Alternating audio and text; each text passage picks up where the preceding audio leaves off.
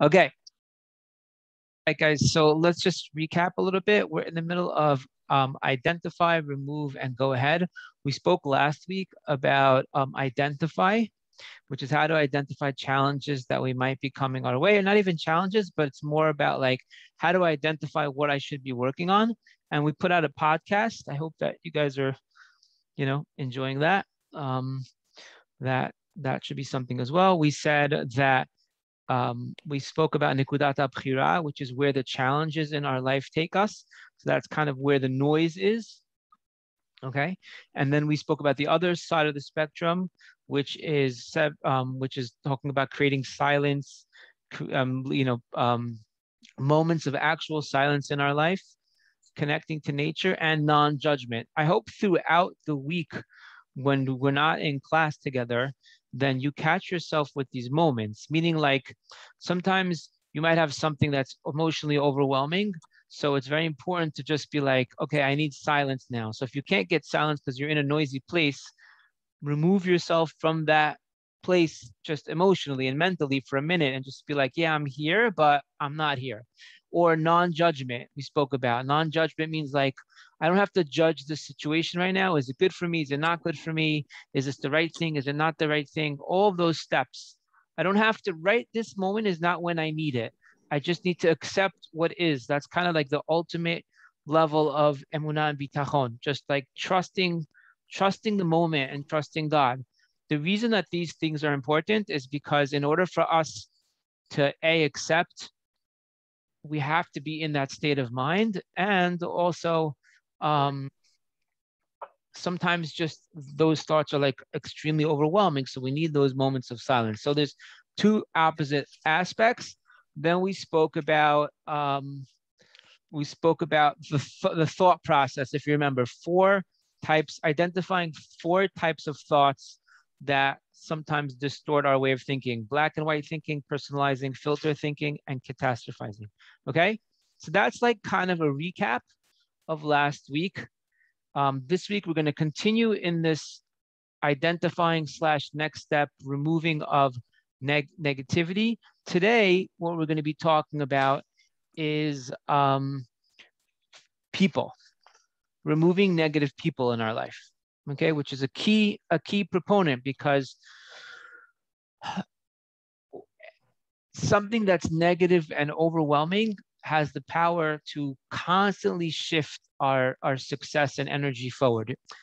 When we have a negative, either when we have a negative experience, thought process, or person, that person will demand attention from you. You have 100%, you now have to give them 25%. So that means everything else you're doing in life is now at 75% capability. Do we understand that point? Like now they're taking a slice of the pie. So if we don't learn how to deal with them, and today we're just going to talk about identifying, then essentially all of our life we're living with 75% energy. That means everything you're doing, you're only performing it's like getting a 75 on your test. You passed, but it's not the same as when you got a 90 or 95 or 105. So identifying negative thoughts, identifying negative people in our life is very important, because those people drain us. Okay, so today, in today's class, God willing, we're going to talk about identifying them. I don't think we're going to get a chance to like discuss what to do with it. So it starts off with the following point. A Mishnah in Pirkei Avot. All right, you guys with me? Everybody's cool? All right, awesome, amazing, very exciting. It starts off with a Mishnah in Pirkei Avot. Perek Aleph, Mishnah Zayin. Natai ha'arbali omer, harchek mishachen ra, va'al titchaber larasha, va'al tityaesh min ha'puranut. Natai ha'arbali says, you should distance yourself from a bad neighbor. You should not connect to someone that's evil, and don't give up from, reward and punishment. Okay, those are the three things that he says that we should do. He talks about, like, again, who should be part of our inner circle, of our circle. So he kind of categorizes. He says, harchek mishachen ra, which is like distance yourself from a bad neighbor. Don't connect to somebody who's bad, and don't give up, when from reward and punishment. So first thing, we're going to analyze each statement and see that it's talking about three different people in our life. There are essentially three different people in our life. There's the people that we can easily separate from. Okay, if you're writing notes, you're going to write it in this way. There's the people that we can easily separate from. There's the people that are connected to our life that we can't really so much, but we kind of can. And then there's the people that it's impossible to separate from. Okay, so for example, people that we can separate from is just, a neighbor, or, you're driving on the street, you're driving and somebody cuts you off. Okay, like you can easily have nothing to do with them. Okay, these are the type of people that you don't really have to be associated with. All right, then there's the next level, which is, let's say, somebody that you have to deal with, but they're not necessarily, have to be let into your inner circle. Like, let's say at work. Okay, you go from 9 to 5, there's 20 of you in the office. There's one person that's always negative. Well, how do I deal with that person? So yeah, hello, goodbye. All right, but I can kind of gauge it. And then there's a third level, which might be a family member, right? That you can't just they're toxic, but you can't just remove them from your life. That you get arrested for that. So there's, how do you deal with them? Okay, so that the first option is harchek mishachen ra. Okay, sorry, it's just harchek mishachen ra means an optimum choice is to avoid negative people altogether. Distance yourself. Keep far away from a bad neighbor, meaning like someone that you feel is negative for you, is toxic, right? And so on and so forth. If you can distance them in total, right, then that would be the ideal. And we have Rabbi, can we define toxic people? Yeah. Can we define the definition of a toxic person? I will. Your success after this, I'll get into it. I'll get how to define a toxic person, 100%. Just gonna say right now, just give it a little bit of an intro, what to do with it.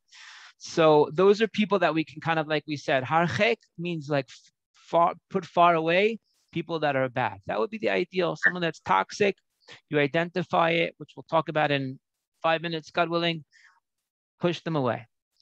What about the next statement, which is al titchaber larasha? There's somebody in my life that I have to deal with. I can't just box them out and ignore them in totality. I'll give you an example for the first case. This is so important. You're on a flight, right? And the flight attendant has attitude. Do you want to take it up with them and now be the person that's going to have freedom and justice for all? There's some people that'll just take everyone on because I have to prove to the world, right? No, harchek mishachen ra. Like, these are people you should have nothing to do with. They want to be rude to you, scan your ticket, board on the plane, and be quiet. You see what I'm saying? The gas station guy, right? I was once filling up gas, okay, and I was with my boys. My boys are like 6 foot 100. There's like huge trees. Okay, they're like really tall. I'm filling up gas at the front, there's three pumps, and I was in the middle one. The guy in the front filled up first, and then he left. So it looked as if I just took the middle one. Some guy parks in back of me, gets out, starts cursing and yelling at me I'm like, what is this guy talking about? No idea what he's talking about. And he comes towards me, to hit me. These two trees get out of the car. Yeah, he literally comes towards me to hit me. I'm like, it's okay, whatever, it's fine. I kind of diffused the situation. My two boys got out of the car, each from one side, and walked up to him. I was like, guys, just relax. It's okay.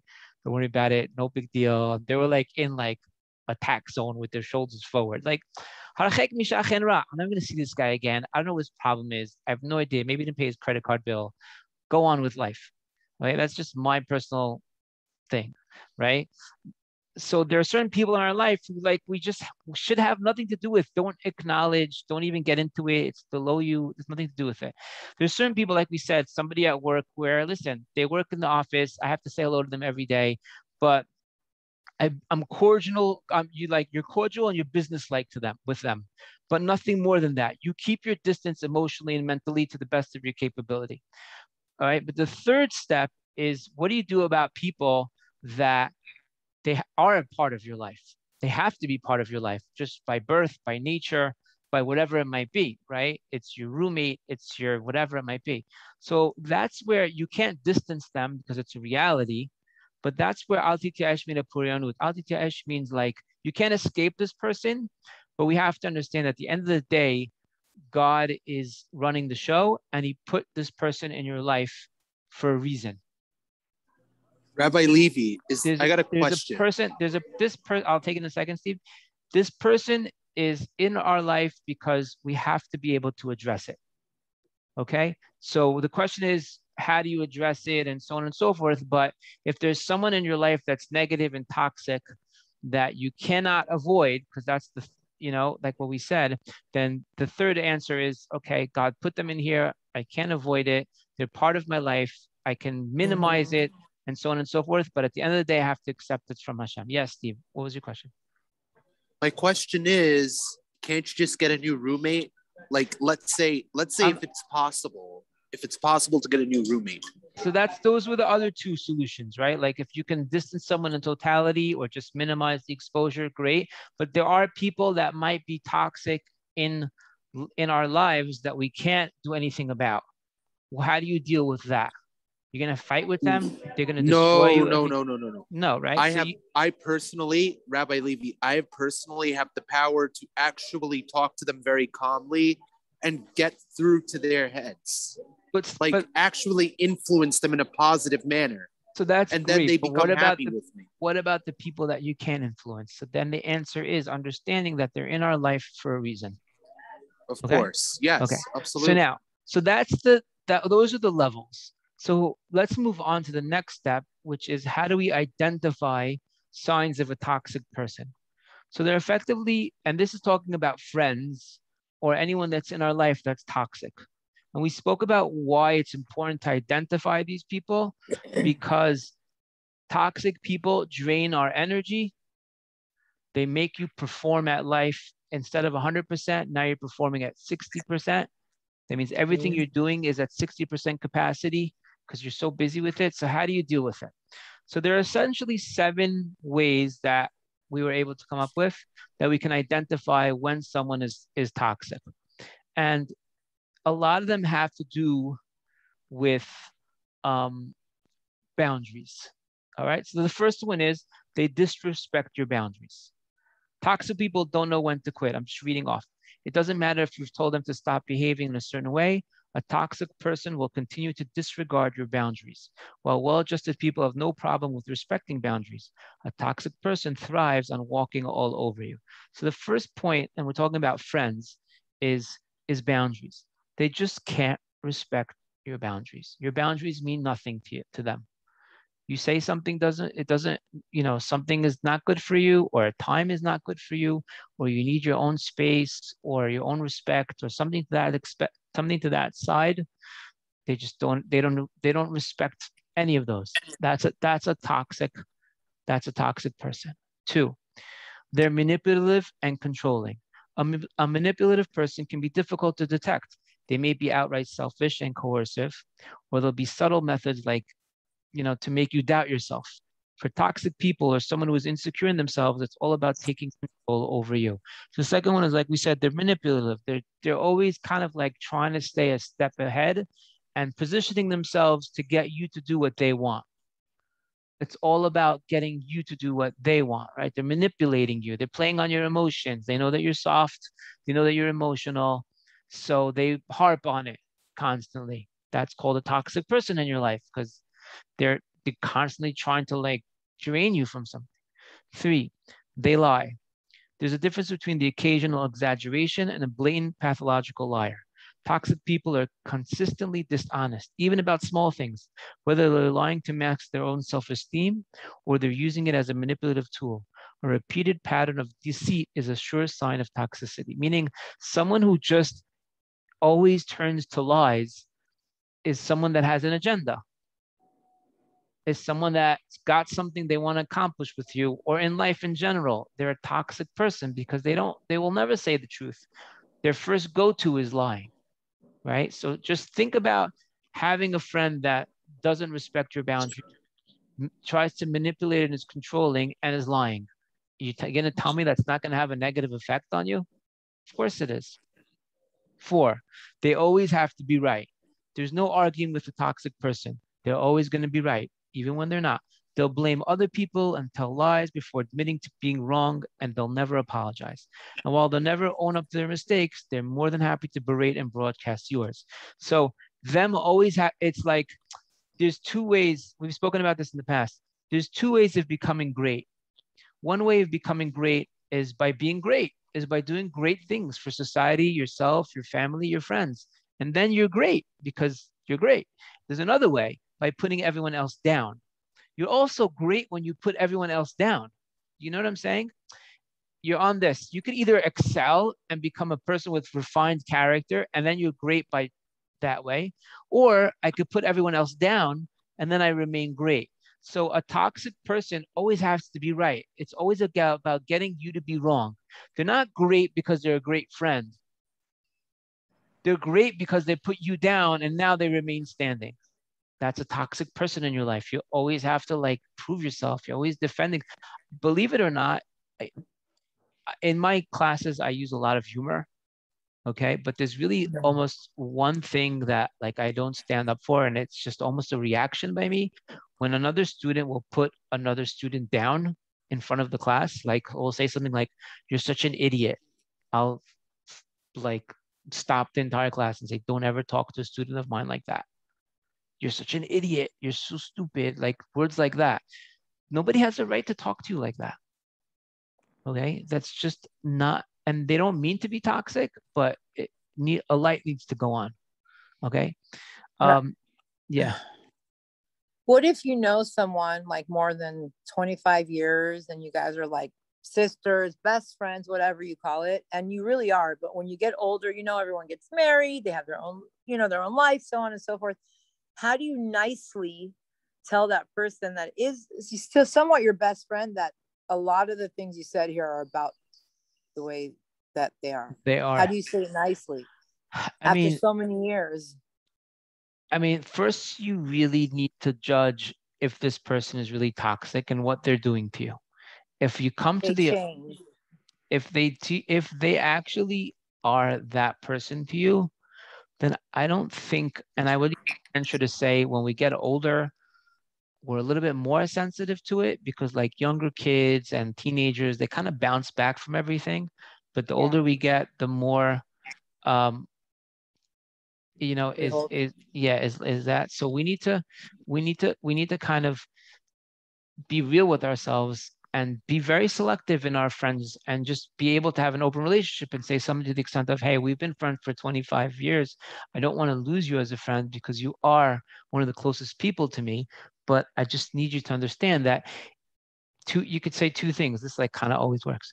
Either you could say, "This is who you are," which is very difficult, or "This is not who you are, but this is the way it comes across to me." Yeah, I like that better. Yeah, it's a much softer way of saying it. That's what I tell. If I ever say that, just a second, Stephen. If I ever say that to you, it's because I'm trying to tell you this is who you are. Just know, like, you're not really like that, but I'm just telling you this is how you come across. And no, it's really just about the way people see it, but really you're perfect. That's because I'm trying to tell you, hey. Okay. Rabbi. Yeah. I gotta be honest with you. You're right about those things. All of those things are true, but the thing is that people with autism are exactly like that when it comes to like violating a person's boundaries and stuff like that. Not because they actually mean to, but because of their self-control, and because of their self-control, meaning in the sense that they can't help it, like not to over texting or over calling. Look, I don't know enough about autism, but I will say that it's self-control, impatience, and impulsivity. It has to do with the instability or the chemical imbalance within the brain. And not only that, it has something to do with instability of emotions, which is caused by that. So let me get into the point. I understand what you're saying. Autistic kids. Yeah. So let me see. Tell me, Ronit, if this is a good answer to that question. Yeah. I think that when someone is autistic and their lack of boundaries comes off as, is very different. It doesn't come off as a disrespectful way. It just comes off as like they have some type of hardship with resonating boundaries. But there are type of people that won't respect your boundary, and it comes off very negatively. Do you know what I'm saying? It's a negative kind, not like, for example, two people are excited in a discussion and like they're running with ideas and they're just cutting each other off, right? No, and then we could do this and then we could do that. And then, yeah, there are no boundaries in that discussion, but it's not a negative format. There are people that step into your life that have just simply, you feel violated. You Yeah. feel violated by their presence, by you feel violated by their boundaries. It's different than someone who's autistic, and that's why I say autistic. You know? Sorry for saying this. That's why I say autism or autistic is kind of like you have to treat each situation accordingly. I mean, autistic, I don't think has any, common sense would be they're different. Right. They need more attention. They need one-on-one. They're very bright. That's something else. That's a whole different category. Right. It's different than actual violation. All right, let's go on, guys. Yeah, but that's the thing. Let me go on, Stephen. Let me go on because I have still a whole bunch that I have to accomplish. I really apologize, Rabbi. Don't worry about it. It's all good. Next, so we spoke about disrespecting boundaries, manipulating and controlling, lying. They always have to be right. The fifth one is they're always the victim. Bad things happen to everyone, but a toxic person always seems to be the victim of the world. They love to blame others for their problems, and they're incapable of taking any personal responsibility for their actions. This is a big point, guys. They thrive on sympathy and attention and would rather mope around than work to solve their problem. Strength of character is shown by taking responsibility for your problem. Like, by saying either this is my fault or I can do something about this, but some type of like, not the energy of like moping around and just playing victim. A toxic person is always looking for the opportunity to be able to play victim. Everything is a victim. Like you go out to eat, the food's never good enough. You're driving somewhere, the traffic's always terrible. The price is always too high. There's a complaint for everything. It's like, why would you need that person in your life? They're toxic because that's their attitude to everything. That's how they pull their attention. Okay, I was remind me to say something in a few minutes. 6 is they're judgmental. Okay, which is toxic people love to criticize and gossip, and they rarely have a nice thing to say about anyone. They feed on other people's flaws to boost their own self-esteem or mask their jealousy, right? Like they're always talking Lashon Hara. The second you get up from the table, they're going to talk about you, because the second your friend got up from the table, they talk about them. Like it's all about judgment. Whether they make scathing comments about your appearance or personality to your face or behind your back. This can take a toll on your well-being. Even if their constant criticism is aimed at others, this kind of behavior is hurtful and saps your positive energy. So we're talking about now. A toxic person is going to be judgmental of everyone and everything. And we've been speaking about, in last week's class, we spoke about non-judgment, which is the essence of bitachon, which is not constantly second guessing and judgment, because judgment saps the energy we have in our brain. If we're always judging a situation, then we're also sapping our energy. If we're with someone that's always also constantly judging other people and talking about other people, this is like effectively the laws of Lashon Hara, that person is also bringing us down. That's a toxic person. He's taking you in a negative place. Okay. 7, they're all take and no give. A toxic relationship is never equal, and you'll find yourself giving away large amounts of your time, attention, and material possessions with nothing in return. Toxic people are self-absorbed and have little empathy or consideration for your needs. They'll happily dominate the conversation and expect you to do favors for them at the drop of a hat, but they're never there to support you. And okay, so they're all take and no give. Like everything is about them and about what they want and what they want to go and they want to eat and coming into your life unannounced. If you don't pick up the phone, they get upset at you. So that's kind of like the idea of toxic people. Tara, you had a question? Or you just So what if, let's say your friend has some of these toxic things, but they also have a lot of good things that you like. So where's the balance? And also, I had another question, but I guess I'll think So about before the other question, we'll try and tend that. We all have a little of this on some level. Okay, we all have certain moments of take and no give and so on and so forth, right? Like, it's not about, like, you have to look at the bigger picture of the friend. If this friend is generally a positive influence in your life, but you feel that they're always speaking negative about others and that's draining you, then it's the type of thing that you should be able to say something to them. You have to look at it in terms of yourself. And like we said, there's different levels. There's different levels of friends. There's the people that you can just have nothing to do with because you choose. Then there's the people that are part of your life, but you don't have to let them in emotionally. Then there's the people that are let in emotionally. So if you feel on the bigger part, every friend is also taking. Do you know what I mean? Every friend is taking. Every relationship is taking. All relationships are taking. It's okay. The question is, in the bigger picture, is this person giving to you in your life? Are they making you a better person? Are they challenging you? Are they a place for you? Or are they draining you?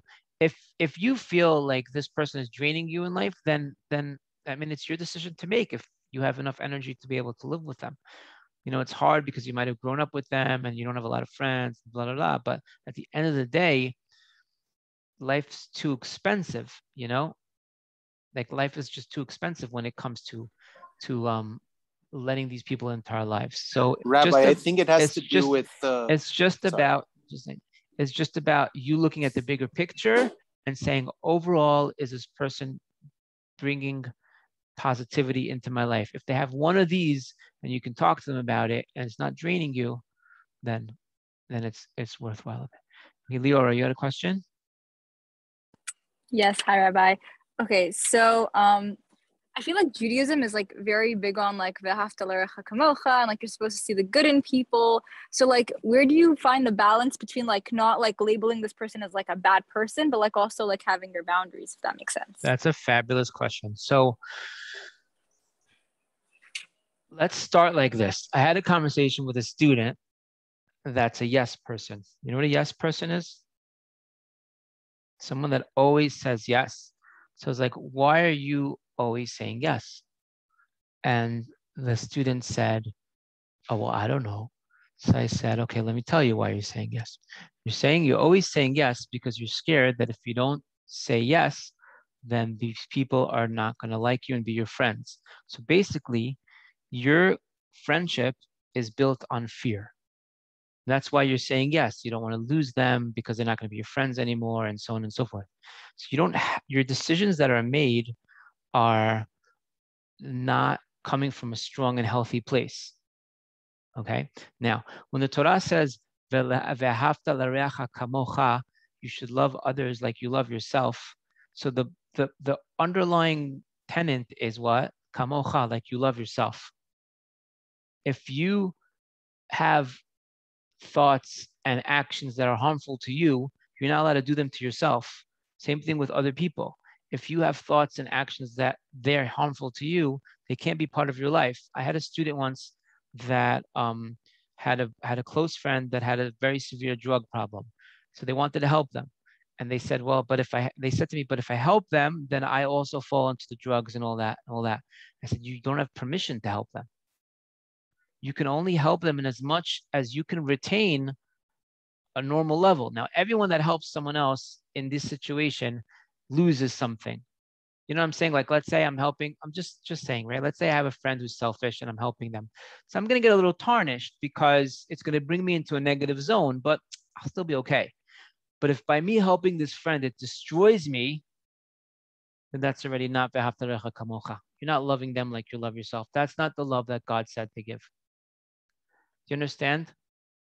And there's a difference between like judging someone and accepting their actions, you know, as they are, and so on and so forth. So the point is, in as much as this toxic person, you're going to be able to retain normalcy, you can help them be part of their life.